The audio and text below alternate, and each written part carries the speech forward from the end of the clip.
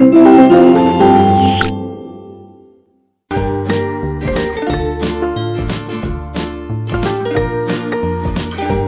dear students, hopes you are all doing well. So let's get started our chapter number 9 in English grammar and our chapter name is the preposition. आज हम बात करने जा रहे हैं preposition के बारे में.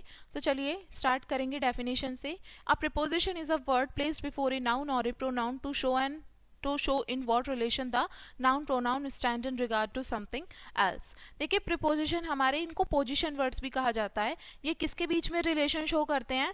noun और pronoun के बीच में दूसरे noun और pronoun के related जो भी उनके बीच में relation है उसको दिखाया जाता है और वही words हमारे क्या कहलाते हैं? preposition कहलाते हैं. यानी कि पहले noun और pronoun का जो relation बताएंगे वो दूसरे noun और pronoun के उसमें बताएंगे, तो वो सारे words हमारे इसी में आएंगे प्रीपोजिशन में. अब यहाँ पर आपको समझाती हूँ मैं थोड़ा एग्जाम्पल के थ्रू.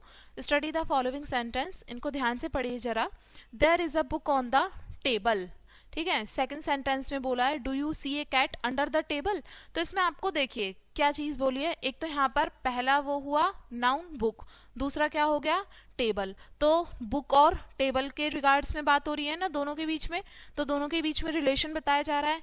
तो ऑन क्या हो गया हमारा प्रीपोजिशन. दोनों के बीच में जो रिलेशन बता रहा है ना वो ऑन वर्ड है, तो ऑन वर्ड हमारा क्या हुआ प्रीपोजिशन. पोजीशन बता रहा है इसकी. फिर इसी तरीके से do you see a cat under the table. तो इसमें कैट हो गई और टेबल हो गई, दोनों ही हमारे नाउन है और इन दोनों के बीच का जो रिलेशन वर्ड शो कर रहा है वो है अंडर. तो ये क्या हुआ हमारा पोजिशन वर्ड्स हैं. ठीक है, अब आगे समझते हैं. The following preposition demand and special notice. तो नीचे आपको कुछ ये हमारी प्रीपोजिशंस दे रखी हैं जिसकी क्या है अपनी स्पेशल कुछ डिमांड है, इनको थोड़ा ध्यान में दिया जाना चाहिए. जैसे इन जो हमारी वर्ड होता है ये कहाँ पर इस्तेमाल होता है? It is used with name of countries and big cities. यानी कि ये जो देशों के नाम होते हैं और जो हमारे बड़े बड़े शहरों के नाम होते हैं उसके साथ में इस्तेमाल होता है इनका. जैसे he lives in America, we live in Mumbai. ठीक है, तो मुंबई क्या हुआ हमारा बिग सिटी हुआ और अमेरिका हमारी कंट्री हुई और इनके साथ में इनका यूज होगा. फिर सेकंड वर्ड है हमारा at. It is used with small town and villages. छोटे जो शहर हैं, कस्बे हैं और जो गांव हैं उनके लिए इस्तेमाल होता है एट का. जैसे he was born at Amritsar, I was born at a village near Amritsar. ठीक है, तो इसमें एट जो वर्ड होगा वो कहाँ पर इस्तेमाल होगा? टाउन्स और विलेजेस के लिए. In and at are used when speaking of things at rest. In और एट का यूज हम वहाँ पे करते हैं जब हम चीज़ों के बारे में बात करते हैं. ठीक है, जैसे कि the book is in the bag. Second में बोला है his name is at the top of the list. In और एट का इस्तेमाल किया जाएगा जब हम चीज़ों के बारे में बात करेंगे, उनकी पोजीशन के बारे में. फिर बारी आती है टू एंड इनटू की. To and into are used when speaking of things in motion. To और इनटू का इस्तेमाल हम वहाँ पर करते हैं जब जो हमारी चीज़ें होती हैं वो मोशन में होती हैं. चीज़ें हमारी इसमें मोशन में होती हैं, उनके लिए हम टू और इनटू का वर्ड्स इस्तेमाल करेंगे. जैसे क्या एग्जाम्पल दे रखा है, he walks to school, he fell into the well. तो इसमें टू हो गया और इनटू हो गया, ये मोशन में ही तो है. ही फेल इनटू द वेल यानी कि वो ठीक होने की कंडीशन में है.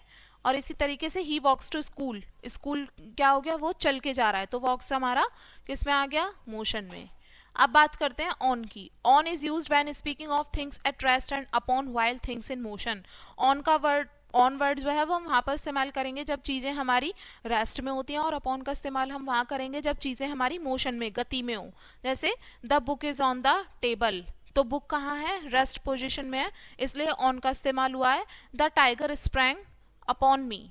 ठीक है, तो ये हमारा मोशन में था इसलिए यहाँ पर अपॉन का यूज हुआ है. विद का इस्तेमाल करते हैं हम किसके साथ में? With the instrument and by with the agent. देखिए विद का इस्तेमाल करेंगे इंस्ट्रूमेंट के साथ और बाय का इस्तेमाल करेंगे एजेंट के साथ. जैसे he beat me with his stick, I was beaten by him. ठीक है, और इनका इस्तेमाल करेंगे हम, आगे बोला है in is used for period of time. जब एक समय की बात होती है तो वहाँ पर इनका यूज होगा. एट का मतलब होता है द एंड ऑफ, यानी कि बात हो रही है एंड ऑफ की.